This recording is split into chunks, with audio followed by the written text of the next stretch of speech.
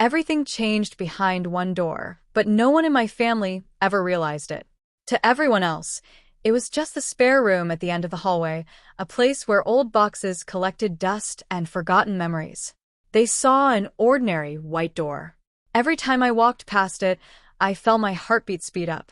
Behind that door were notebooks, fashion sketches, carefully organized outfits, and years of dreams I had convinced myself would never belong in the outside world. I believed that opening the door would ruin everything. Looking back now, I understand something completely different. Opening that door didn't ruin my life. It finally gave me the courage to stop hiding from it. I discovered the room only a few weeks after moving into our new house. While unpacking old boxes, I found a cardboard container marked simply personal. Inside were sketchbooks from college, color pencils, magazines about fashion design, and pages of ideas I had forgotten I had ever created. I sat on the floor for nearly an hour, turning each page. Every drawing reminded me of evenings when I could spend hours creating without worrying what anyone thought. Elegant dresses, creative jackets, beautiful combinations of colors and fabrics. Those drawings weren't about becoming someone else. They were about expressing creativity I had slowly buried beneath responsibility and fear. My wife quietly walked into the room carrying 2 cups of tea. "I've been wondering what was keeping you so busy." Without saying a word, I handed her the sketchbook. She slowly flipped through the pages. When she finished, she looked at me with a warm smile. "These are beautiful. I haven't shown anyone those before." "Why not?" I looked down. "I thought people wouldn't understand." She closed the sketchbook gently. "Sometimes we decide what people will think before they ever have the chance." That sentence stayed with me for days. The following weekend, I returned to the room alone. Sunlight poured through the window. Dust floated quietly through the air. The silence felt strangely comforting. I cleaned the old desk, organized the shelves, placed the sketchbooks in order. By the afternoon, the forgotten storage room had become a small creative space. For the first time in years, I opened a blank sketchbook. The page looked intimidating. Then I remembered something my wife had said before leaving for work. "Don't worry about drawing something perfect. Just draw something honest." I smiled. The first pencil line felt uncertain. The second felt easier. Within an hour, the page was filled with fresh ideas.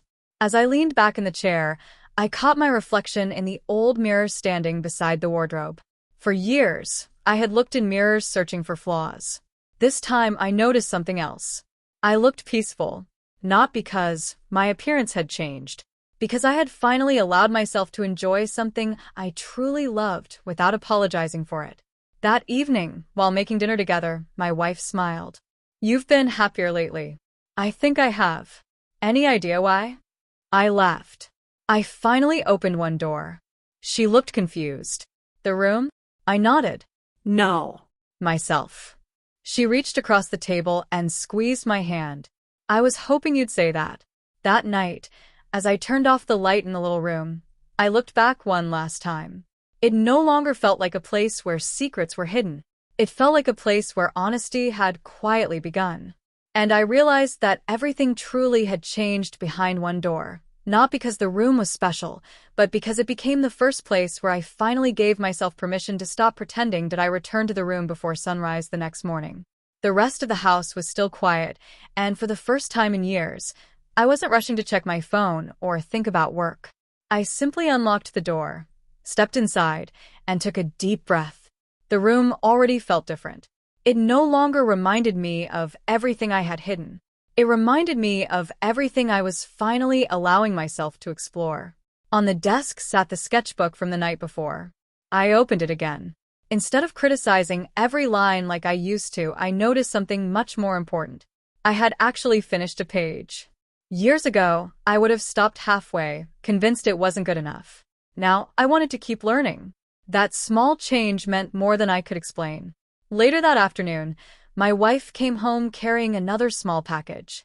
"You've made this a habit," I joked. She laughed. "I know." Inside the package was a book about fashion illustration and garment design. "I thought you might enjoy learning some new techniques." "You really believe I can improve?" She smiled. "I don't believe. I know, Every encouraging word she spoke slowly replaced years of doubt I had carried with me. Over the following weeks, the little room became my favorite place in the house. I painted the walls a lighter color, added brighter lamps above the desk, placed fresh notebooks on the shelves, organized pencils by color. Even the old mirror looked different after I cleaned the wooden frame. The room no longer looked forgotten. It looked welcoming. One evening, while studying different clothing styles, I realized something. I wasn't copying other people's ideas anymore. I was beginning to create my own. Each sketch carried a little more confidence than the one before. One Saturday morning, my wife quietly watched me working. "You disappear into this room for hours. I lose track of time." She smiled. "That's how you know you've found something you genuinely love." I looked around the room. She was right. Hours no longer felt like hours. Drawing had become peaceful instead of stressful. A month later, she surprised me again. This time, she handed me an envelope. Inside was a registration confirmation for a weekend fashion design workshop. I looked up immediately. "You sign me up?" I asked first. "When?" "The day you said you wished you knew more about design." I laughed. "I didn't think you were serious." I was. The workshop was held inside a bright community art center. People of all ages filled the room. Some had years of experience. Others were complete beginners. At first, I wanted to sit in the very back. My wife gently nudged me. "You belong here." Those 4 words stayed with me the entire day. The instructor welcomed everyone with a smile. There is no such thing as the perfect design. There are only honest ideas. I immediately relaxed. Throughout the workshop, we experimented with color, fabric, movement, and illustration. Nobody laughed when someone made mistakes. Everyone encouraged one another. By the end of the afternoon, I had completed 3 new fashion concepts. The instructor stopped beside my table. "You have a very personal style." I smiled. "I've been working on finding it." She nodded. "Keep going. People can always recognize work that comes from the heart." Driving home, I stared out the window in silence. "What are you thinking?" my wife asked. I wasted so many years believing people would judge me. And today I met people who simply wanted to create. She smiled. Sometimes the hardest door to open isn't the one in front of you. It's the one inside your own mind. Back at home, I walked straight into the little room. The evening sunlight filled the space. I looked around at the shelves, the desk, the sketchbooks, and the mirror. Then I understood something that had taken years to learn. Everything changed behind one door because it became the first place where I stopped asking whether I was allowed to be myself. From that moment on, I wasn't creating to prove anything. I wasn't trying to impress anyone. I was simply building a life that finally felt honest. One sketch, one lesson, and one quiet evening at a time. The months that followed felt different from anything I had experienced before. My evenings were no longer spent wondering what might have happened if I had followed my passion. Instead, I was living it one page at a time. Every sketchbook on the shelf marked another step forward. The first one was filled with hesitation. The second showed curiosity. By the third, I had stopped erasing every mistake. One evening, my wife walked into the room carrying 2 cups of tea. She looked at the growing stack of sketchbooks and laughed. "I think we need another shelf." I smiled.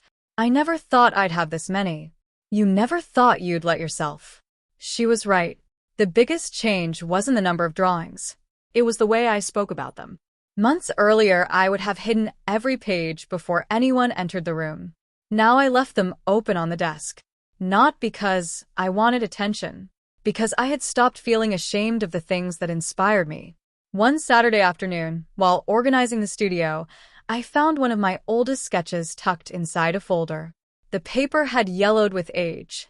The pencil lines were faint, but I remembered exactly when I had drawn it. I placed it beside one of my newest illustrations. The difference was incredible, not because the new drawing was technically better, because it carried confidence. My wife looked over my shoulder. "Keep them together." "Why?" "So you'll always remember how far you've come." That evening I framed both sketches and hung them side by side on the wall. One represented the beginning. The other represented the journey. A few weeks later, I received an email from the instructor who had led the fashion workshop. She was organizing a community exhibition where students could display their artwork. There would be no competition, no judges, just people sharing what they loved creating. My first instinct was to close the email. Old fears returned immediately. What if my work isn't good enough? My wife noticed the expression on my face. What happened? I handed her the email. She read it quietly, then looked at me. I think you already know the answer. I'm nervous. I know. What if people don't like it? She smiled gently. You've asked that question before. When? The day you opened the first sketchbook. I laughed softly. I guess I did. And what happened? I kept drawing. She nodded. So maybe the answer is the same? That night, I selected 3 illustrations that meant the most to me. Not because they were perfect, because each one represented an important moment. The first drawing I completed after opening the Forgotten Room. The first design inspired entirely by my own imagination. The first sketch created after attending the workshop. Each picture represented a different version of myself. The exhibition arrived sooner than expected. Walking into the gallery felt strangely familiar. The same nervous excitement, the same racing heartbeat. As my illustrations were placed on display, I stepped back and quietly looked at them. Only months earlier, those ideas had existed only inside a forgotten room behind one ordinary door. Now, they were hanging in a bright gallery where complete strangers could see them. People slowly walked by. Some smiled. Some stopped to study the details. One visitor turned toward me. Did you create these? I did. They feel hopeful. That single word stayed with me. Hopeful. Not unusual. Not strange. Hopeful. I thanked the visitor before watching them continue through the gallery. For years, I had imagined people seeing my creativity through fear. Instead, they saw emotion. As we drove home that evening, my wife looked at me with the same smile she had worn since the day I first opened that forgotten room. Proud of yourself? I looked out the window at the setting sun. For the first time, I really am. She reached across the center console and squeezed my hand. I've been waiting to hear you say that. When we returned home, I walked past every room in the house until I reached the little door at the end of the hallway. I opened it slowly. The room looked nothing like it had on the day we moved in. The dusty boxes were gone. The empty shelves were filled with sketchbooks. The old desk was covered with fresh ideas waiting to become new designs. The mirror reflected someone who no longer looked afraid.